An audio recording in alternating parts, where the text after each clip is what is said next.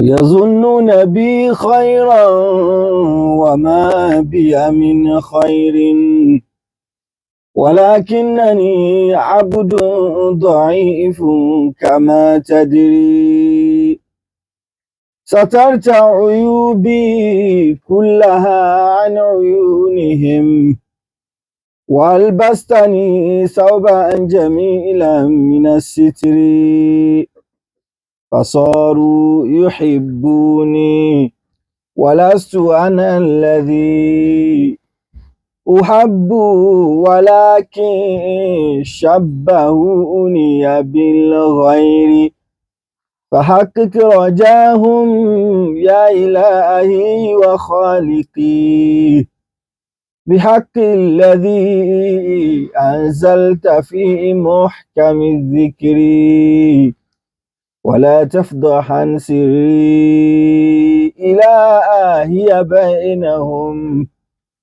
وقل لي يا مولاي في موقف الحشر وقل لي يا مولاي في موقف الحشر إلهي اهدني فيمن هديت ولا تزغ عن الحق قلبي واجعلني مجاهدا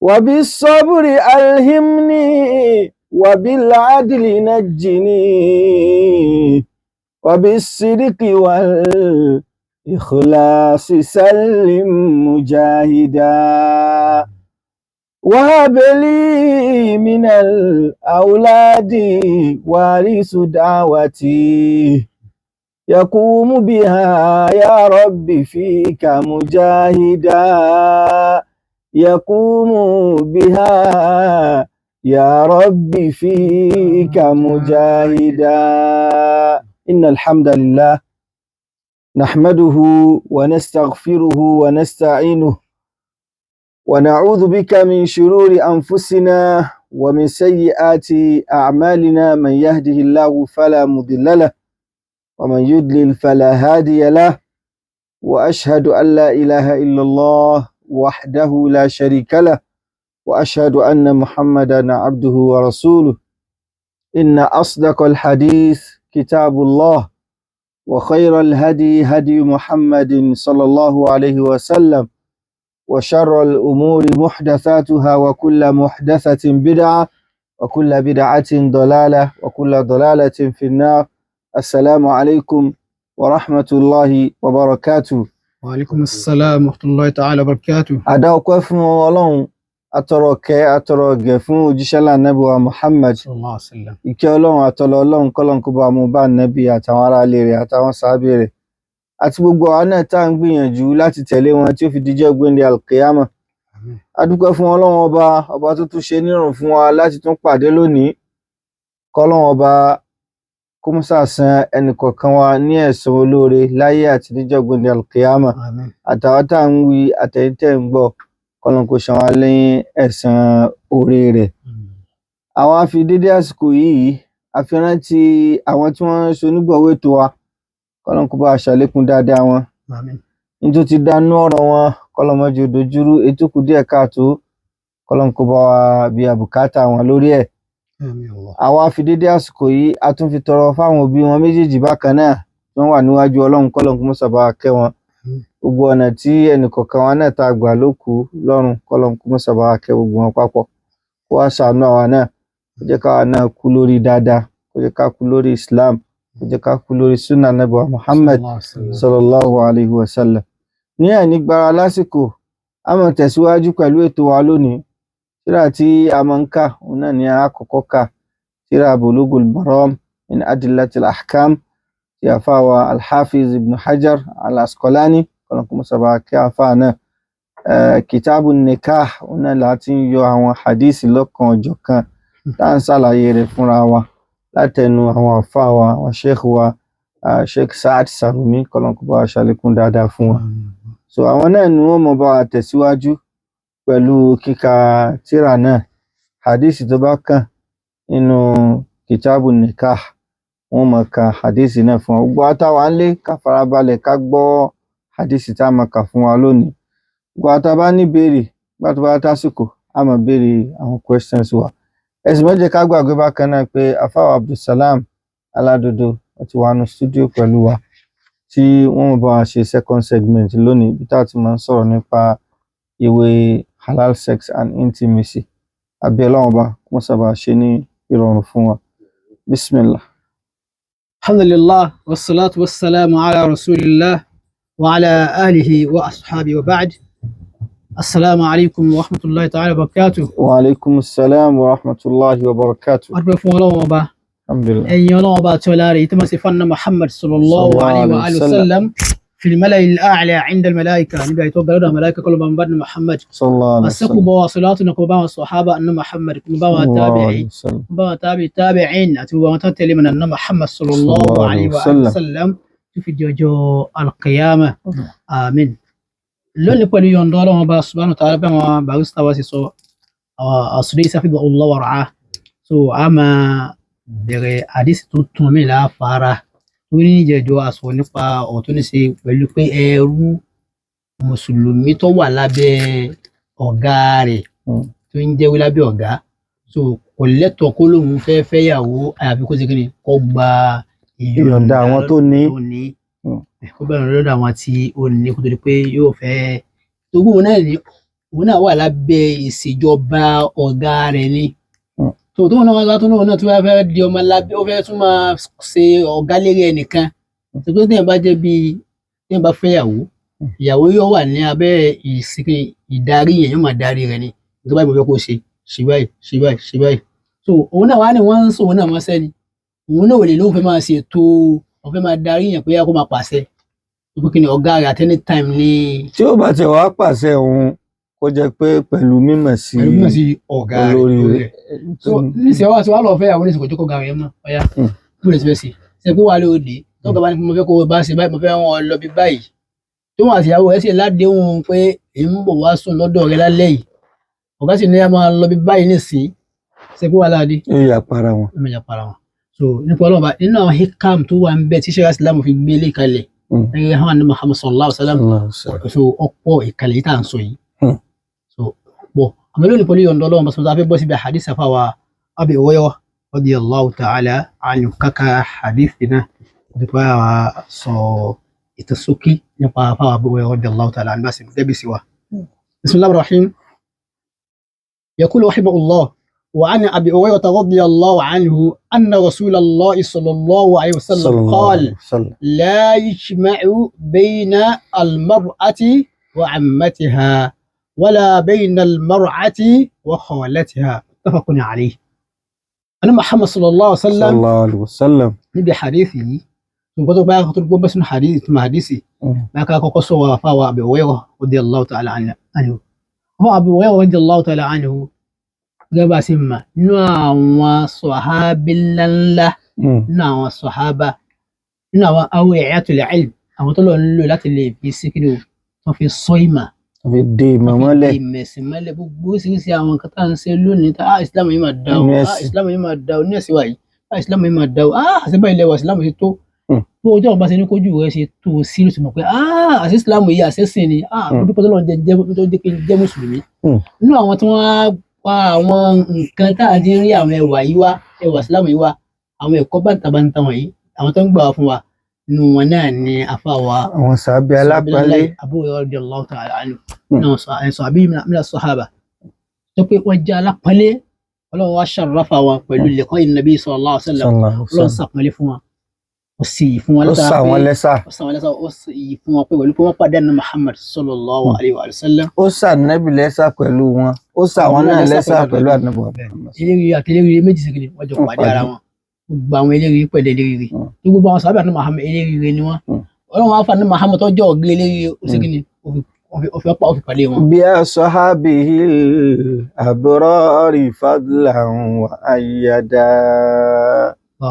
so Ọlọ́run tó sì kiri ó sà wọn lẹ́sà pẹ̀lú ní Muhammad sallallahu alaihi wasallam ó tún fẹ́ wà níbi àwọn lọ́wọ́ bá wọn nísìn tó pé ó bá wọn náà níbi náà lọ́wọ́ bákan náà àwọn sàhábà ní Muhammad sallallahu alaihi wasallam nípa tá bá ní ká máa sọ̀rọ̀ wọn a máa rí àwọn ẹ̀kọ́ bántà. wa nashhadu anna Allaha khassa rasulahu sallallahu alaihi wasallam bi ashabihil abrari fadlan wa ayyada. Ọlọ́run bá pé àwọn ń jẹ́rìí pé Ọlọ́run bá balikẹ́ ọlá ó sì kí ni aṣáájú ń jẹ́rìí pé Ọlọ́run bá khassa rasulahu Muhammad sallallahu alaihi wasallam ó sọ òjíṣẹ́ rẹ̀ lẹ́sà Muhammad sallallahu alaihi nínú wasallam àwọn tọ́lọ́run fi sànẹ́bì lẹ́sà. nínú àwọn kò sí ànábì pé Ọlọ́run tó pé wọ́n àwọn ọ̀rẹ́ alẹ́ lò fún wọ̀nyí tó wọ́n pé àwọn èèyàn Ọlọ́run wá mọ́ pé àwọn èèyàn yéèyàn Ọlọ́run wá sà wọ́n nínú àwọn èèyàn. Ọlọ́run mẹ́jà ṣe rí búfà kọ́ á jẹ́ pé àwọn ilé ilé yẹn mọ̀ á gbogbo ẹni tó bá ń ṣe bẹ́ẹ̀ kó sì bó dànù. Olórí tí wọ́n bá wà ní ìwọ̀n sábẹ́ ní Muhammad sallallahu kẹ́nu ẹ̀kọ́ máa ṣẹ̀gẹ̀ bẹ́ẹ̀ wúrò olórí fún díkọ́ ìpáwọn sábẹ́ ní masata ní ìfẹ́ wa nashhadu anna Allaha khassa rasulahu bi ashabihil abrari fadlan wa ayyada. Yẹn pé ọlọ́ba ọ̀sán Muhammad sallallahu alaihi wasallam ọ̀sán ní Muhammad lẹ́sà pẹ̀lú àwọn sàábẹ̀ rẹ̀ fadlan ó fi dọ́ ànábì lọ́la ni. Ayyada ó tún wá rán ànábì lọ́wọ́. Nínú ọlá ànábì ni wọ́n jẹ́. Wọ́n rán ànábì lọ́wọ́ pé mo fẹ́ fàwọn ilé ìsàárò ẹ̀ mo fẹ́ wọn ní sàárà wọn náà. Wa hum khayru khalqillahi ba'da anbiya'ihim.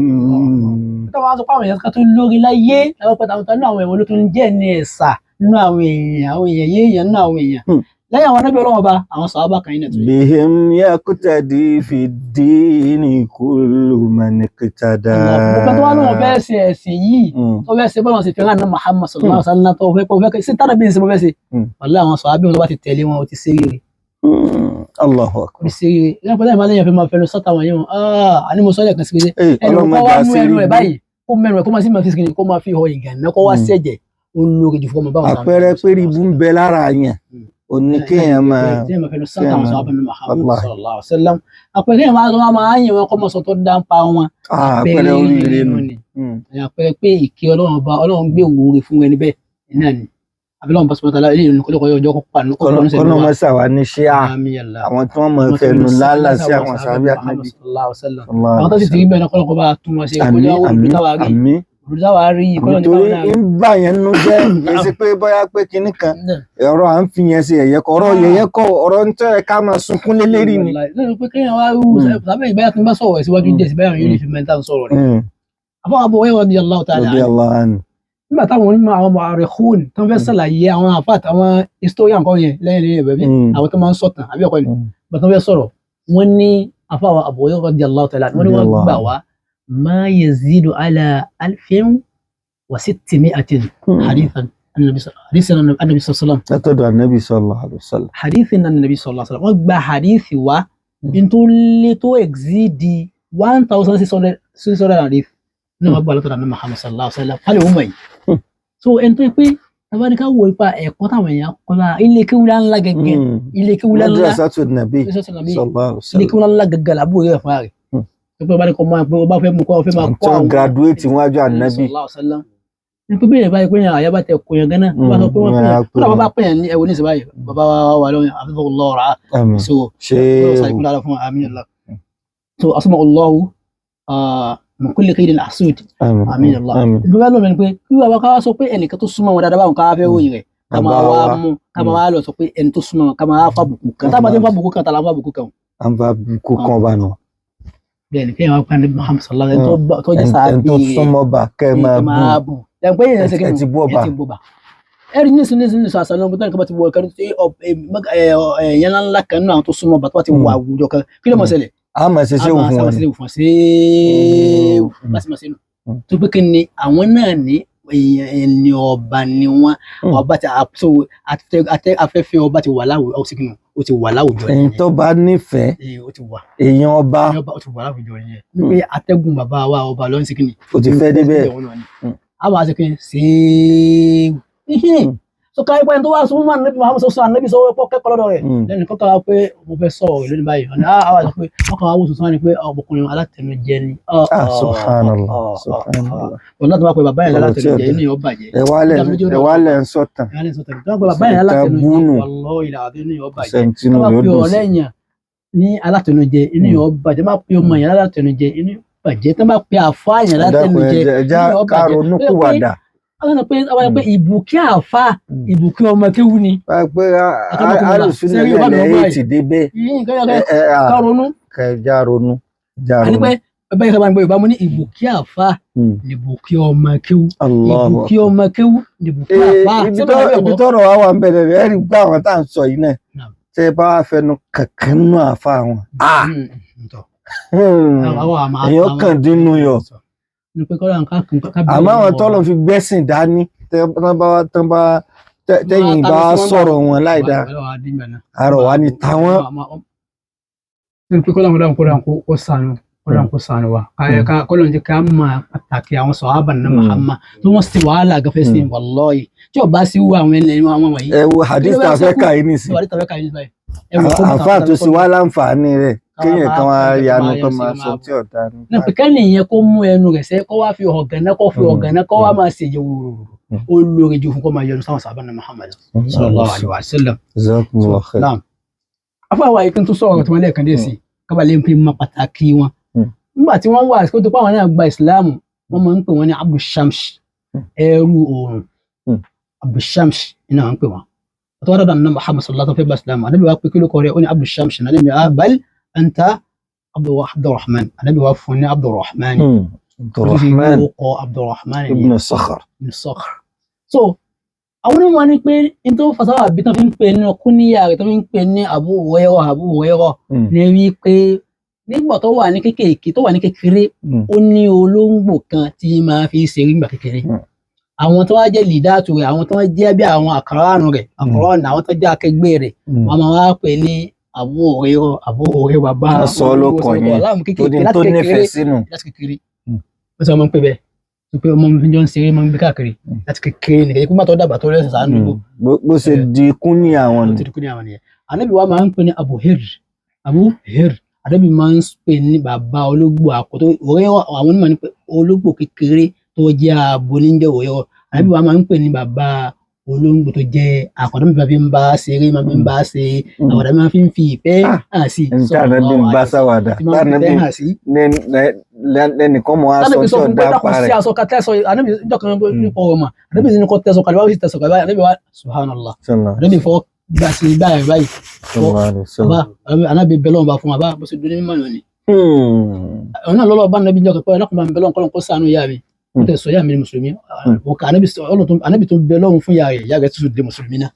Kí a pé wọ́n ní báwọn wá ní yóò máa wá sọ pé ní sí kádàmù tó Ọlọ́run bá káyì. Ká ṣe pẹ̀lẹ́pẹ̀lẹ́. Tó bá bá bàbá wa inú ọmọ ní dùn wá. Tó bá bá ọmọ ìyá wa inú ọmọ ní dùn wá. Tó bá bá wọn tá a nífẹ̀ẹ́ sí inú wọn ní dùn. Ká kó ẹnu wa dúró nípa ìmọ̀ sọ tí ọ̀dọ́ sáwọn sàhábà ní Muhammad sallallahu alaihi wasallam. Abu Hurairah radiyallahu ta'ala anhu. Àná wa gba hadith yìí wá fún wa. Lọ́dọ̀ ní Muhammad sallallahu alaihi wasallam. Wọ́n náà níbi ìsọ̀kọ̀ wa nínú àwọn ẹ̀kọ́ tó níbi la yujma'u bayna al-mar'ati wa 'ammatiha. Arábìnrin wọn àbọ̀dọ̀ kójọ ìyẹn ọbọ̀dọ̀ kójọ ìwọ ní.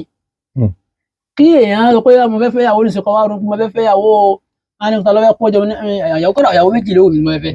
Wọ́n ní àwọn wá ní wọn ní àkọ́kọ́ ni pé ọmọ yìí máa fẹ́ ọmọ yìí máa tún wá fẹ́ àǹtí rẹ̀ náà sí. Ó gbọ́dọ̀ fẹ́ wọn papọ̀ bẹ́ẹ̀. Ẹ̀gbọ́n ọmọ mi pé tani àwọn pẹ̀lú àmà àbí ẹ̀kọ́ ni àbúrò bàbá ní obìnrin. Àbúrò bàbá yẹn ní obìnrin àbí ẹ̀gbọ́n bàbá yẹn lóbìnrin kí wọ́n á ní pé màá tún wá fẹ́ ẹ̀gbọ́n bàbá rẹ̀ náà àbábò bàbá rẹ̀ lóbìnrin màá fẹ́ fún àmì ìjìbá pọ̀ sójú kankan náà haram ní sẹ́yà sílámù níbi la yujma'u bayna al-mar'ati wa 'ammatiha. Kéèyàn fi obìnrin kó tún wá fẹ́ àǹtí rẹ̀ náà. Wọ́n á lọ lé wọn náà nínú àmà fáǹtì o mi ò lẹ́yìn yìí o wọ́n náà kọjá pé àǹtí sókùn gbà mí ní tábà ń sọ̀rọ̀ nípa àǹtí ètò kéré bẹ́ẹ̀ àyẹ̀pọ̀ ìtọ́ ti kíni tó dàgbà ń bẹ nígbà míì yẹn máa ń rí ọmọge míì lóbìnrin tó bá tó wá rí ẹlòmíì tó pé ipò tó wà fún ipò àǹtí ló wà àbúrò màmá náà ni ọmọ àbúrò bàbá rẹ̀ náà máa jẹ́ àbúrò Ó sì jẹ́ bàbá ni mo jẹ́ biological. àmọ́ méèké yes àmọ́ méèké ni ó kàn kéré ó kéré ni báyà bàbá kan ló bí náà àwọn ìyàwó tí bàbá yẹn fẹ́ tó wá bí torí Wọ́n bí kẹ́yìn. ẹlòmíì lè máa wò pé bóyá àgbàlagbà là ń sọ, pé ó lè jẹ́ àgbàlagbà ó sì lè jẹ́ ọmọdé náà. wọ́n pe ọmọ yìí gẹ́gẹ́ ọmọ yìí bá fáyìn o sẹ́gbọ́n bá mi nǹkan máa ń dàrú ní àwọn àwùjọ ya gbọ́dọ̀ náà kó sanu wa ni àwọn olùfẹ́ máa fi ẹ̀sìn tó ọ̀pọ̀lọpọ̀ tá à ń ṣe àwọn máa dá wa lálẹ́. bóyá ó tiẹ̀ lọlé àwọn ìyàwó rẹ̀ náà ni bóyá ń ṣèdánwò kan bẹ́ẹ̀ ó kàn rí ni. sẹ́gbọ́n yóò tó máa pe ní àbúrò mi àti àbúrò mi tẹ̀wọ́n tàbí ọmọ pẹ̀lú àbúrò mi ló mọ̀ pé bẹ́ẹ̀ dẹ̀ ni ó yẹ kó mọ̀ yí pé ẹni yìí ò kì í sábúrò òun o ẹ̀gbọ́n ipò bàbá lọ́wọ́ fún òun ó kàn jóbìnrin ni ọ̀pọ̀lọpọ̀ kí n mọ kíní yẹn kódà ọmọ fún lọ́wọ́ yìí pé ẹ̀gbọ́n bàbá pé àbúrò màmá rẹ̀ àbúrò bàbá rẹ̀ ni lóbìnrin. àmọ́ àti àbúrò màmá náà àbẹ̀bẹ̀ màmá náà tó gbọ́dọ̀ máa pọ́n ilé ọwọ́ pé kò sí tó burú náà sí bọ́mọdé kankan náà ní ọbẹ̀lẹ̀ kankan náà kọ́ wò ẹ̀gbọ́n bàbá àbábúrò bàbá ní ipò tó wà wọn ẹ máa pọ́n ilé ọ̀ gbọ́dọ̀ fẹ́ ọmọ wọn kó tó wá fẹ́ àbúrò bàbá rẹ̀ àbí ẹni tó jẹ́ àbúrò bàbá ọmọ bóyá ń sọ Yorùbá wọn àbúrò bàbá náà mọ̀ pé àbí ọkọ ni lóbìnrin àbẹ́gbọ́n bàbá lóbìnrin ọ̀ gbọ́dọ̀ fẹ́ wọn papọ̀ mọ́ ọmọ gẹ́tò orí inú ilé wọn. haram ní sẹ́yìn islam tó yẹ pé ẹ̀jẹ̀ ni wọ́n fi kanra wọn kì í ṣe pé àǹtí àdúgbò àǹtí inú ilé o o lè fẹ́ yàwọn tó yẹ pé ibòmíì ló ti wá. ẹbí kọ́ àti mọ̀ tọ́jú ẹ̀mí méjì papọ̀ náà ni kó sì mọ̀ sí wàhálà yìí ò sí problem bẹ̀ yìí àwọn ènìyàn máa kùn àwọn tí wọ́n ti ń tọ́jú ẹ̀mí méjì papọ̀ ẹ̀ padà gbàgbé yìí àmọ́ nínú sẹ́yìn islam haram ni wọ́n haram ni ọ̀bọ lọ sí tó àbúrò bàbá ẹ̀bùn bàbá lóbìnrin pẹ̀lú ọmọ tí ń bẹ nínú ilé wọn tó jẹ́ pé ipò àǹtí ló wà fún wọ́n fẹ́ wọn papọ̀. Ànábì tó wá sọ Ànábì wá dákẹ́ ń bẹ̀ wọ̀ Ànábì tó ní sallallahu alaihi wasallam Ànábì tó wá sọ pé wala bayna al-mar'ati wa khalatiha bákan náà tó wá ní àbọ̀dọ̀ fẹ́ papọ̀ ọmọge kan ọmọbìnrin kan nínú ilé kan àwọn tó wá tó wá rí àbúrò màmá rẹ̀ tẹ́lẹ̀ àkọ́kọ́ àbúrò bàbá àbẹ̀gbọ̀n bàbá eléyìí àbúrò màmá rẹ̀ tó ní pé èèyàn ní sáìdì màmá ìkọ́lá ni àbọ̀dọ̀ ṣe kíni àbọ̀dọ̀ kún wa pọ̀ pé mo fẹ́ fà méjì mo wá jẹun tán mo yó tán owó yìí ń bẹ owó yìí wà wọn ni táwọn fẹ́ sẹ́ni pé ẹ̀tọ́ fẹ́ dá lára ni pé àwọn méjì mo fẹ́ kún wa pọ̀ sí yàrá kan mẹ́ma ń kún wọn sí yíyá ọ̀dẹ̀dẹ̀ kan wọ́n máa wà lábẹ́ mi mà tọ́jú wọn. kọ́lá bí o ṣe ṣe dẹ̀dẹ̀ kankan náà tó pẹ́ gbé lọ́bọ̀ mí náà kò gbé yìí náà tọ́. wọ́n gbé lọ́bọ̀ mí náà kọ́ kọ́lé fún lọ́tọ̀ọ̀tọ̀ kọ́lá yẹn tó kọ́lé fún wọn. kó ló bá sí wàhálà ti wà báyà ṣe wọ kánú mi báyà wàhálà ṣe ṣẹyà sílámù. tó bá ti fẹ́ wàhálà ti wà. bá ti ṣe o ti tako o ti bọ́ sínú ọgbà o ti fa ìbọn ọlọ́wọ́ báyà báwọn ẹsẹ̀ ńláńlá ni màá jẹ fún yà ní pé eléyìí ni hadith tí a fa Abu Hurairah radiyallahu ta'ala anhu dábàá wà fún wa sallallahu alaihi wa alihi wa sallam. nínú àwọn prohibited degrees of marriage nínú àwọn marriage tí a gbọ́dọ̀ tara bọ̀ bẹ́ẹ̀ ni tí yẹn bá tara bọ̀ nínú òfin Islam yóò di zina kọ́ kọ́lọ́n kò sọ àmì jazakumullahu khairan. àdúgbò fún àwọn afáwọn Sheikh Sarumi pẹ̀lú àlàyé tí wọ́n ṣe fún wa lórí hadisi pàtàkì jùlọ ọ̀rọ̀ afáwọn Abu Hurairah tí wọ́n bá wa sọ ẹ dákun gbogbo àwọn tá a jẹ́ mùsùlùmí àpọ́nlé ló yẹ fún àwọn sàhábà Ànábì Muhammad sallallahu alaihi wasallam látọ̀dọ̀ wa wọ́n yìí sẹ́ni àbùkù wọ́n yìí sẹ́ni tá a yọnu sí so ẹ dákun ẹ jẹ́ ká ní respect fún wọn. so message tí wọ́n gbà wá fún wa òun náà ni pé inú àwọn marriage tí àwọn ọkùnrin tá a gbọ́dọ̀ tara bọ̀ inú ni pé ká fẹ́ ọmọ ká tún wá fẹ́ àǹtí rẹ̀ bóyá láti ìdílé ìyá mi láti ìdílé bàbá ká tún wá ní à ń fẹ́ wọn papọ̀ bẹ́ẹ̀ kò dáa tá a bá ṣe ìwò náà ẹ rí i pé ìkùnsínú wàhálà tí ó dálẹ̀ kéde kékeré kódà ń ṣẹlẹ̀ náà lóde òní tó yẹ pé ẹ fẹ́ ọmọ láti inú ilé kan ibi tẹ́ ti wá fẹ́ wọ̀hún ó ti wá ní ẹnìkan bẹ́ẹ̀ tó wọ́n ti fẹ́ láti inú ilé wọn lọ́hùn rí kó má jẹ́ pé ẹnìkan náà ló fẹ́ wọn o ẹ sì rí àwọn kan sì tún máa takò pé ọwọ́ wàá wá sínú ilé wa ń bí àjọ máa ṣe orogún èyí wọn kò takò ṣẹ̀ríà o gbogbo ẹ̀yin tẹ́ ń ṣe bẹ́ẹ̀ ẹ má ṣe bẹ́ẹ̀ mà aburú ni ó ti ẹ̀ kínú rẹ̀ dùn pé ọmọ àbúrò rẹ̀ o àbọ̀mọ ẹ̀gbọ́n rẹ̀ o láti inú ilé yín lọ́hùn wọ́n ń fẹ́ bọ̀ wá ibú ọlọ́mọ sì yá wọ́n ọlọ́mọ sì yá fún bẹ́ẹ̀ òun wọ́n prevent ẹ̀ èyí wọn ò tako Sharia Islam àbí mo parọ́ ni irú ẹ̀ sì common nínú ìlú wa yìí gbogbo àwọn tẹ́ bá ń ṣe ẹ jẹ́ ká ṣọ́ra aburú ni kọ́lọ́n kó sọ wá ń bẹ̀. a mọ̀ bọ́ sí second segment nísìn ibi tí àfàwà Abdulsalam Aladodo tí wọ́n ti máa bá wa sọ lórí ìwé halal sex and intimacy. Bismillah wassalatu wassalamu ala rasulillah wa ala ahlihi wa sahbihi wa man walahu wa ba'd. Adọ́pẹ́ fún Allah subhanahu wa ta'ala. Alhamdulillah. Atọ́ ẹ̀kẹ́ àti gẹ̀ fún Ànábì wa Muhammad sallallahu alaihi wasallam. Àtàwọn ará alẹ́ Ànábì, àtàwọn sàhábà Ànábì, àti gbogbo àtà ń gbìyànjú lójú Ànábì sallallahu alaihi wasallam tí di ọjọ́ ìwé al-qiyamah. Akẹ́ àwọn fáwọn tó ń bá wa sọ̀rọ̀ látàárọ̀. Àbí Allah subhanahu wa ta'ala kó bá wa ṣe àlékún dáadáa fún wọn. Ní ìtẹ̀síwájú pẹ̀lú tá ń bá lọ nínú ìwé halal sex and intimacy. Orí ọ̀rọ̀ ìfi ohun dun ara ẹni, òun náà ni a sì wà tí àwọn barista wa title ní sexual starvation nínú ìwé halal sex and intimacy. So àwọn wá ń sọ àwọn nǹkan tí ó máa ń fà. So lọ́sẹ̀ tó kọjá bí tá a ti dúró òun náà ni wípé a dúró lórí ọ̀rọ̀ ọkùnrin tó jọ wípé kò ní kápá láti ní ìbálòpọ̀ pẹ̀lú ìyàwó rẹ̀ rárá. àwa sọ wípé tọ ẹni tí a ń rí fáà sí níbi bí ẹni ìran èèyàn méjì ni. Ìran alákọ̀ọ́kọ́ èèyàn wọn lẹni tó jọ wípé ó mọ̀ pé òun ò ní kápá ìbálòpọ̀ ó sì lọ fẹ́yàwó ó mọ̀ pé òun ò lè ṣe rárá nǹkan ọmọkùnrin ò tiẹ̀ lè gbé rí rárá kódà kóbìnrin fọwọ́ pa lára jù bẹ́ẹ̀ lọ.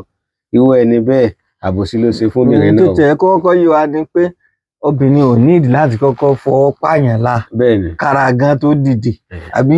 àwọn fún lẹ́skúùsì náà ni pé bóyá òun tó nídìí ìfọwọ́pa lára àwọn fún lẹ́skúùsì náà ni ẹni tó ti mọ̀ bẹ́ẹ̀ pé kò lè dìde. òun lè máa wò pé bóyá táwọn bá dénú lé bóyá yóò tún tóbi bá bóyá àbí tó lè fẹ́ náà pẹ̀lú pé bóyá. ó ti wá rí i pé tọ̀ bóyá rẹ̀ ò bóyá síbi kankan báyìí ìwé ẹni bẹ́ẹ̀ tí ó dáa jù tó sì ti dọ́dọ̀ àwọn elétò ìlera táwọn náà sì sọ pé pẹ̀lú táwọn wo bíbí yìí kò sọ́nà àbáyọ kí ìwé ẹni bẹ́ẹ̀ kó yọ̀ǹda obìnrin náà kó máa lọ. Nígbà tó sì fọwọ́ kan ara wọn tẹ́lẹ̀ náà so kò tí ì sí wàhálà kankan láàrin wọn kò sí pé obìnrin bẹ́ẹ̀ ṣẹ̀ṣẹ̀ rí dà kankan àwọn iṣẹ́ ìwàsàsà omi wà nílé kò sí pé obìnrin bẹ́ẹ̀ ṣẹ̀ṣẹ̀ rí dà kankan nígbà tí wọ́n ti fọwọ́ kan ra wọn máa lọ min iddati ma lam tamassuhunna fama lakum alayhinna min iddatin ta'tadunaha. So yóò yọ̀ǹda rẹ̀ pé kó máa lọ. àwa sọ pé ìran èèyàn kejì òun lẹni tó jọ wípé ọkùnrin náà ni baálé ilé nínú ilé ó wá ti lè ṣe tẹ́lẹ̀ tó àti ọ̀rẹ́ ń gbádùn ara wọn bọ̀ tẹ́lẹ̀ ló bá dẹ̀ kan náà ní irinṣẹ́ ò bá ṣiṣẹ́ mọ́ kọ́lọ́kùn wọn fi ṣàdánwò fẹ́ni kọ̀ọ̀kan wa. So nǹkan méjì náà ló wà ń bẹ̀. Nǹkan àkọ́kọ́ bẹ́ẹ̀ náà ni pé ìgbésẹ̀ alákọ̀ọ́kọ́ náà ni pé kán lọ sọ́dọ̀ àwọn elétò ìlera kán lọ ṣàyẹ̀wò pé nǹkan báyìí ni tá a rí o kí ni solution rẹ̀. ń gbéra tẹ́lẹ̀ kò gbéra mọ́ o àdánwò dé o kọ́lọ́kùn wọn fi kàn wá. So tí wọ́n bá wá rí i ṣe tọ́lọ́run sì ní pé kó gbéra bẹ́ẹ̀ so wọ́n máa bá eré lọ́kọ láyà wọn lọ. Tó bá jọ wípé wọn wá rí i ṣe àbí wọ́n ti sọ wípé àpẹẹlú ń tá a rí yìí kò lè gbéra mọ́ nǹkan méjì náà ni ó ṣe é ṣe ń bẹ̀. nǹkan méjì tí ó jẹ́ solution nǹkan àkọ́kọ́ tí ó jẹ́ solution ni wípé irú obìnrin bẹ́ẹ̀ lè gbà yọ̀ǹda lọ́dọ̀ ọkọ pé má dákun torí tọ́lọ́run má bínú pẹ̀lú tá a bá rí lọ́sítítù yìí tá ní pé kíní yóò lè gbéra mọ́ yìí èmi sì ni mo jẹ́ ọmọ kékeré ara mi yìí mo ní bùkátà sí ìbálòpọ̀. kọ́lọ̀ lè má jẹ́ ọmọ kékeré náà so kọ́lọ̀ ń kó bá a sí dára fún àwọn àgbàlagbà nílọrin wọ́n máa ń dásà kan pé tẹ́ bá rí ìyá àwọn ìyá tán ti bímọ bóyá bímọ 3 4 5 6 tẹ́ bá ń sọ fún wọn pé àmọ́ ẹ̀yin náà tún wá ń múra báyìí kí ló dé sẹ́yìn ọkọ yín náà lẹ fẹ́ dùnnú tẹ́ fi múra báyìí wọn àní ṣé èèyàn máa ń dàgbà kó má lábẹ́ ni wọ́n sọ bẹ́ẹ̀ pé ṣé èèyàn máa ń dàgbà kó má lábẹ́ ni àdàgbà má lábẹ́ ò sí o ẹ fi wálẹ̀ pẹ̀lú àwọn ọkọ wa Ọlọ́run ló sì dá síbẹ̀. So ìwé èèyàn báwọn nísìnyí yóò gba yọ̀ǹda lọ́dọ̀ kan pé dákun yọ̀ǹda méje máa lọ. nígbà tí o bá sí solution mi máa nìyẹn o yọ̀ǹda méje máa lọ jẹ́ lọ́wọ́ ẹlòmíì tí ó fẹ́ mi tí ó lè bí abùkátà yìí torí gbóbìnrin ò gbọ́dọ̀ wà lábẹ́ ọkọ kẹlòmíì tún wá máa bá a bí abùkátà ìbálòpọ̀ rẹ̀ sí náà nìyẹn ọlọ́run bá lékè ọlá sì ṣe lè wọ̀ fún wa tó ti yé èyí ò ní option alákọ̀ọ́kọ́ option ẹlẹ́ẹ̀kejì ni pé tí irú obìnrin bẹ́ẹ̀ bá rí wípé well gbígbàpọ̀ sí mi àtọkọ mi gbígbàpọ̀ láti jí òní iná ọlọ́run ti bùn wá lọ́mọ adúpẹ́ ọlọ́run ti ṣe dáadáa fún wa adúpẹ́ ibi tí mo lò gbèsè ayé mi dé yìí tó fẹ́ lọ bòmíì ma torí pé ọkùnrin dáadáa lọkùnrin yìí mo fẹ́ wà pẹ̀lú rẹ̀ yín sì tọ́jú àwọn ọmọ mi ó sì ní respect fún mi pẹ̀lú ìyọ̀ǹda lọ́dọ̀ Ọlọ́run ọba ìkóra mi dúró gbogbo ní tú àṣírí rẹ̀ gbogbo tí sì ń jẹ́ ẹ̀tọ́ ìbálòpọ̀ pátápátá mo yọ̀ǹda rẹ̀ tó èyí òun náà ni ọ̀nà méjèèjì tó lè gbà wá lẹ́yìn ìgbà tí wọ́n ti jẹ́ tí wọ́n ti ṣe tí wọ́n ti lọ sọ́dọ̀ àwọn elétò ìlera tán tán sì kọ̀ fáwọn pé kò lè gbé rí mọ́tò tọ̀ lábẹ́ bẹ́ẹ̀ èyí òun ni ní pààtì tọ̀dọ̀kùnrin láti yanjú wò àti ìbọ̀ síbi ti èyí tó wáyé pé látọ̀ ọ̀dọ̀ obìnrin ló ti wọ́ wa. lábẹ́ bẹ́ẹ̀ tàbá ní ká wò dáadáa àwọn option méjèèjì tẹ mú wáyé àwọn náà ni àmọ́ táìmù kan ìgbà míì máa ń wà tó jẹ́ pé ẹni tó jẹ́ ọkọ yìí kíní ẹ lè má gbéra mọ́ àmọ́ àwọn nǹkan míì wà tọkọ àtìyàwó lè ṣe láàrin ara wọn tó jẹ́ pé kò sì sí láìfí ń bẹ nínú ṣẹ̀ríà Islam gbogbo àwọn kìíní ẹ̀ ní ká kọ́ even nínú garment of compassion tí ó jáde láìpẹ́ ìwé tí a fẹ́ gbé jáde láìpẹ́ yìí òun náà ni pé a ṣàlàyé ń bẹ pé oríṣiríṣi nǹkan tọkọ àtìyàwó tí wọ́n lè máa ṣe kìí ṣe dandan ni pé kó jẹ́ pé abẹ́ nìkan la máa lò àwọn ẹni tí ò lè lo abẹ́ mọ́ ó lè lò òun náà lè lo nǹkan míì ìka t'Ọlọ́run fún wa yìí irinṣẹ́ ni o irinṣẹ́ ni bẹ́ẹ̀ ni àwọn nǹkan míì náà kódà àwọn topics sọ pé ó wà delicate sọ pé téèyàn wá handle rẹ̀ dáadáa pẹ̀lú òfin ṣẹ̀ríà àwọn náà ló fi jẹ́ pé ìwé yẹn a ṣe pẹ̀lú àwọn tí wọ́n jẹ́ ọ̀jọ̀gbọ́n àwọn tí wọ́n jẹ́ expert ní field ni lára wọn náà ni àwọn bàbá wa Professor Abdulwahab Ẹlẹ́ṣin kọ́lọ́n kó bá ṣàlékún dáadáa fún wọn àwọn ni head of department of Islamic law ní University of Ilorin àwọn gangan ni wọ́n review ìwé yẹn bákan náà Dr. Abdullahi Shola tí gbogbo àná mọ̀ Kwasu làwọn náà wà but recently wọ́n rí appointment sí university kan ní Gambia kọ́lọ́n kó bá ṣàlékún dáadáa fáwọn náà àwọn tọ́pìkì yìí kì í ṣe àwọn tọ́pìkì kékeré tó ẹ pé yẹn lè máa kàn máa fi ṣeré nígbà táwa náà kún kọ́ tán a tún lọ bá àwọn àfáà pé èyí tá a kọ ìbò ni àwọn náà tún wá tún ṣe pé eléyìí lọ eléyìí ò lọ kíní kan wà tó ń pè ní self stimulation gbogbo pé a lo nǹkan míì bóyá bíi sex toy gbogbo kíní yẹn à ń ṣàlàyé rẹ̀ ń bẹ níbàámu pẹ̀lú òfin ṣẹ̀ríà torí pé nǹkan kan wà tá a gbọ́dọ̀ gbìyànjú láti prevent at all cost gbogbo ọ̀nà tá a bá fẹ́ gbà láti fi prevent ẹ̀ ní ká fi prevent ẹ̀ kíní yẹn ó náà ní divorce. òpin aláàrẹ ọkọ àtìyàwó. ní máa better tá a bá lè preserve marriage ju pé ká dàrú lọ. so tó bá yẹ pé obìnrin yẹn ó lè wà satisfied àbí kó fara mọ́ kó gba tító pẹ̀lú lílo ìka ọkọ àbí pẹ̀lú lílo àwọn nǹkan míì nígbà tí kéèsì yẹn bá jẹ́ kéèsì tó lágbára ó bẹ́tà ká preserve marriage yẹn ju pé ká túká lọ ọ̀pọ̀lọpọ̀ obìnrin ló ti fi lé ọkọ tó dáa kalẹ̀ lónìí tó yẹ pé ọkọ míì tí ó padà lọ láǹdì sọ́dọ̀ rẹ̀ ọ̀rọ̀ wọn bára wọn mu Ọlọ́run kò ṣàánú fáwọn tí a bá fẹ́ pè wọlé sórí ètò orí nọ́mbà tá a mọ̀ pé wá sí náà ní 09072386975 09072386975 àbí ká pè sí orí nọ́mbà 08134644877 08134644877. pàtàkì ní last week ẹnìkan dáhùn question àti sẹ́ndì ẹ̀bùn tí ẹnìyẹn tó deserve àti sẹ́ndì sí kọ́nà kó bá a san ẹnìyẹn ní ẹ̀san lórí. Àmín. Wa alaikum salaam wa rahmatullah. Yes, sir. Àmín, àmín.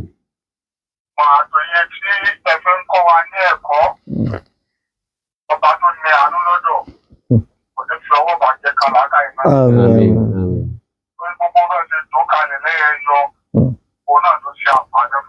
Alhamdulillah. Ẹ ṣeun. Ẹ ṣeun. Alhamdulillah. Ẹ ṣeun. Jazakumullah khair. So ṣe rí gbogbo ọ̀rọ̀ tá à ń sọ yìí, problem yẹn ti ṣẹlẹ̀ sáwọn kan. Bẹ́ẹ̀ni. Ẹni tí ò bá ṣẹlẹ̀ sí kó má wò pé sáwọn kan sì wà báyìí tán kódà kì í ṣe àwọn èèyàn kékeré, àwọn èèyàn pọ̀ tí bẹ́ẹ̀ ṣẹlẹ̀ sí. So n tó fà tá a fi gbétò ìkalẹ̀ náà nù pé ká máa kẹ́kọ̀ọ́ látara kínní. Àmọ́ ibi ìpìlẹ̀ gẹ́gẹ́ bí tọ́pìkì tí à ń discuss òun náà ni pé ọkọ àti ìyàwó ká káràmásìkí kínní yẹn. Àwọn nǹkan tí ó bá sì di ìbálòpọ̀ lọ́wọ́ nínú marriage a gbọ́dọ̀ jìnnà sí.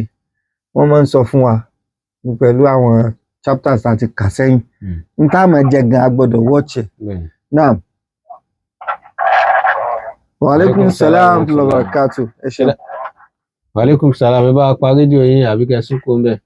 À ń gbọ́ yín báyìí. Ẹ ṣeun sá. Àmín.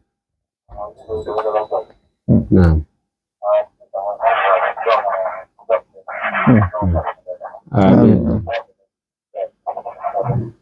Àmín. Alaikum salam. Jazakallahu khairan. So bí a ṣe wá ń sọ ní ipasẹ̀ tọkọ tó jọ wípé kò ní kápá àti ṣèbálòpọ̀ mọ́, tá a sì sọ wípé kí àwọn ìyàwó kí wọ́n wo àwọn option míì tó fi jọ wípé àwọn ọkọ ó fi lè máa tẹ́ wọn lọ́rùn. Bẹ́ẹ̀ náà lẹni tó jẹ́ ìyàwó náà tó jẹ́ pé wọ́n ti lọ sọ́dọ̀ àwọn tí wọ́n máa ń ṣe àyẹ̀wò. Àwọn tí wọ́n máa ń ṣe àyẹ̀wò náà sì ṣàyẹ̀wò débi wípé wọ́n rí wípé ẹni tó jẹ́ ìyàwó yìí náà àti ṣe ìbálòpọ̀ fún òun náà ó jẹ́ n tó le. Bó ṣe wà lára ọkùnrin bẹ́ẹ̀ náà ló wà lára obìnrin náà. Tó jẹ́ pé ojú ara obìnrin gan kò ní sunmi. Dègbòdègbò pé yóò tẹ̀ sọ pé òun fẹ́ ní ìgbà ìtọ́wò pé òun ní adùn. Bó ṣe ṣẹlẹ̀ sọ́kùnrin yẹn ó lè ṣẹlẹ̀ sóbìnrin náà bẹ́ẹ̀. So bá a ṣe wá sọ pé wọ́n lè correct ẹ̀ medically lọ́dọ̀ ọkùnrin tọ́lọ́run bá ní kó ṣeé ṣe bẹ́ẹ̀, òun náà ni wọ́n lè correct ẹ̀ medically náà lọ́dọ̀ obìnrin náà. Ṣùgbọ́n gbígbà tá ń sọ̀rọ̀ nípa ìdábẹ́ fún obìnrin, ajékóyé wa níbẹ̀ wípé àwọn obìnrin míì ń bẹ tí ṣẹ̀ríà Ìsìlámù sọ náà ni wípé tá bá dábẹ́ fún obìnrin ká má gé lágé mọ́lẹ̀, ká má gé ní tí ó lè jẹ́ pé nǹkan tó affect ẹ̀ wọ́n lè jẹ́ pé wọ́n ti gé títí ẹ̀ lọ́nà tí ò yẹ kán gé, tán ti gé nkèkúkè tó a jẹ́ pé kò wá ní ìgbádùn pé yẹn ti ní ìbálòpọ̀ rárá, kódà kò tiẹ̀ ní wá sí lọ́kàn, kódà kọkùnrin bọ́ra alẹ́ gan níwájú òun náà bá ṣe sọ. Irú situation yẹn tóbìnrin náà lose interest totally tí ò ní ìsìn kankan in tóun náà lè ṣe fọkọ wà. Bẹ́ẹ̀ni ibẹ̀ náà là ń lọ pé tó bá ṣe wá ń sọ wípé káwọn ọkùnrin ká máa gbìyànjú láti lo bóyá ọmọ ká wọn àbí ahọ́n wọn àbí kàmí náà, so bẹ́ẹ̀ náà lobìnrin náà lè ṣe bẹ́ẹ̀ fọkọ rẹ̀ náà nígbà tó bá jẹ́ pé òun náà ti lose interest, ó sì gbé ọkọ yìí wà láìní tó ṣe dáadáa pẹ̀lú mi púpọ̀ ni, ẹni tó jẹ́ wípé ó ń tọ́jú mi ni, ó ń tọ́jú àwọn mi, gbogbo ohun tó mo fẹ́ pátápátá ní ṣe fún mi, òun náà lè lo nǹkan míì láti fi tẹ́ ọkọ rẹ̀ lọ́rùn. Kì í ṣe pé kó wá sọ pé kọ́kọ́ jẹ́ kó máa lọ, àbí kọ́kọ́ náà wá dúró pé tẹ̀ wá máa lọ ní jàre dákun máa lọ ní àti àmọ́ ìtànsí bẹ̀ mọ́ gan nísìn. Òun náà lè lo nǹkan míì náà. Ó sì lè máa lo láti fẹ́ ìyàwó mi. Bẹ́ẹ̀ni òun náà lè máa lo, ó lè lo nǹkan míì náà láti fi ṣèkì láti fi tẹ́ ọkọ rẹ̀ lọ́rùn. Option alákọ̀ọ́kọ́ fún níbi tí kéèsì tóbìnrin nìyẹn. Option ẹlẹ́ẹ̀kejì náà ni wípé ọkùnrin ó lè decide pé tọ̀ obìnrin tóun fẹ́ gẹ́gẹ́ bí ìyàwó èèyàn dáadáa ni, gbogbo tóun bá ní kó ṣe ní máa ń ṣe, tóun bá sọ pé jòkó síbẹ̀ òun ibẹ̀ náà ni ó jòkó sí, kèé gbóhùn lóhùn, kèé jà òun níyàn, ó fi òun lọ́kàn balẹ̀. Àmọ́ yìí tó ń sọ pé ó ní ìlera yìí lórí ọ̀rọ̀ ìbálòpọ̀ dé yìí yóò kó ìpalára báwọn náà tóun bá ní ìbálòpọ̀. Ọlọ́run sì fún ní kápá láti fẹ́yàwó mi, ó tó ṣe, so irú ọkùnrin bẹ́ẹ̀ gbà láyé wà fún pé kó lọ fẹ́yàwó mi.